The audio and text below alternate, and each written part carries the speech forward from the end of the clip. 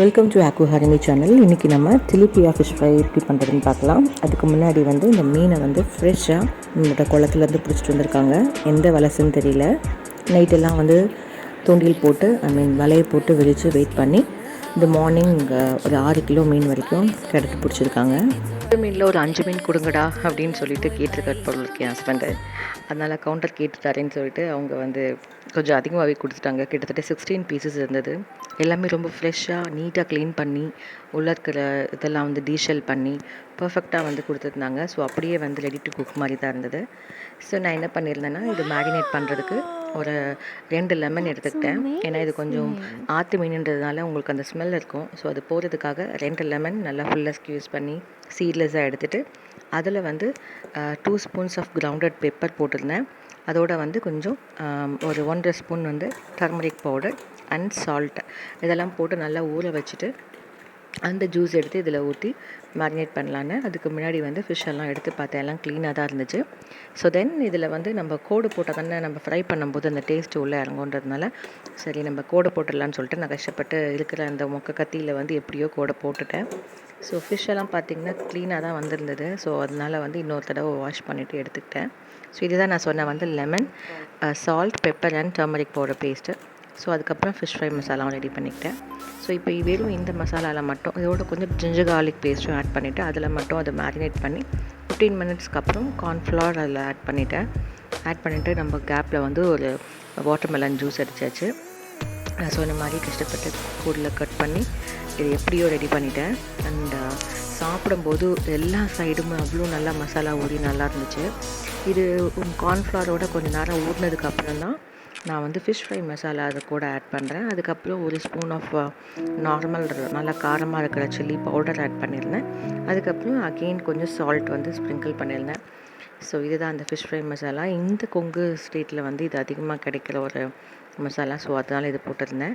So கலருமே நல்லாவே வந்திருந்தது. இனிஷியலாக அது டர்மரிக் பவுடர் மாதிரி இருந்தாலுமே அதுக்கப்புறம் நல்லா கலர் கொடுத்துருச்சு. ஸோ நெக்ஸ்ட்டு தேங்காய் எண்ணெயில் பொரித்து எடுக்கிறது தான். யூஸ்வலாக சென்னையில் நம்ம கோல்டு வின்னரில் தான் பொரிப்போம் கடலை எண்ணெய்.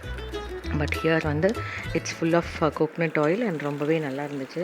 நான் கூட பாத்திரத்தில் ஒட்டும் நினச்சேன். ஆனால் எதுவும் ஆகலை. நல்லாவே முறுன்னு ஃப்ரை ஆகி வந்துருச்சுங்க. ஸோ எல்லாருக்கும் சர்வ் பண்ணிவிட்டு சூடாக சாப்பிடும்போது செம்ம டேஸ்ட்டாக இருந்தது. நான் ஆறி தான் சாப்பிட்டேன். அன்றைக்கி சைட் டிஷ்ஷாக வச்சு கொங்கு பிரியாணி செஞ்சுருந்தாங்க வீட்டில், ஒயிட் பிரியாணி. எல்லாமே நல்லா டேஸ்ட்டாகவே இருந்துச்சுங்க. தேங்க்ஸ் ஃபார் வாட்சிங். பாய் பாய்.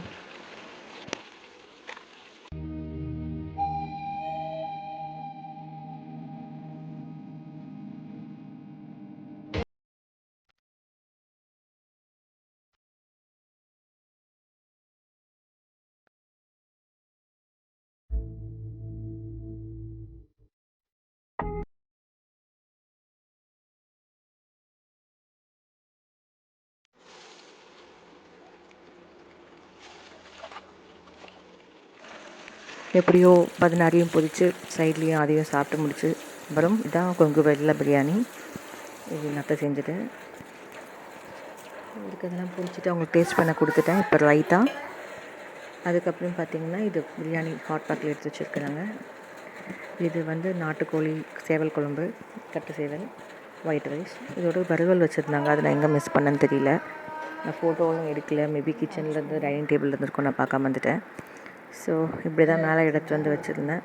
ஒரு சீப்பு வாழைப்பழம் நம்ம தோட்டத்தில் வந்தது, அதை எடுத்துகிட்டு மேலே வச்சாச்சு. 4 பீஸ் எடுத்துகிட்டு வந்தேன் திலிப்பியா. இந்த மீன் பேர் ஜிலேபின்னு சொல்லுவாங்க. இருக்கிறதுலே மெர்க்யூரி கண்டென்ட் கம்மியான அதிக சத்துள்ள ஃபிஷ்ஷு. நிறைய பேர் இதோட கலரை பார்த்து சாப்பிட மாட்டாங்க. ஆனால் இது க்ளீனிங் ப்ராசஸ் ரொம்ப அதிகம். நல்லா அதை ஸ்க்ராப் பண்ணி சாம்பலில் இது பண்ணி வாஷ் பண்ணி அதுக்கப்புறம் தான் இது பண்ண முடியும். ஆனால் ரொம்ப டேஸ்ட்டாக இருக்கும். ஒயிட் ரைஸ், நாட்டுக்கோழி சேவல் குழம்பு, அதான் கட்டு சேவல்னு சொல்கிறாங்களே அந்த சேவல் குழம்பு. இது ஃபிஷ்ஷு எடுத்துகிட்டு மேலே வச்சுட்டு குழந்தைங்களுக்கெல்லாம் கொடுக்க ட்ரை பண்ணோம். ஆனால் அவங்க சாப்பிடல. பெரியவர் பிரியாணி வித் அந்த குழம்புனா நல்லா சாப்பிடுவார். ஃபிஷ் அவருக்கு அவ்வளோ பிடிக்காது.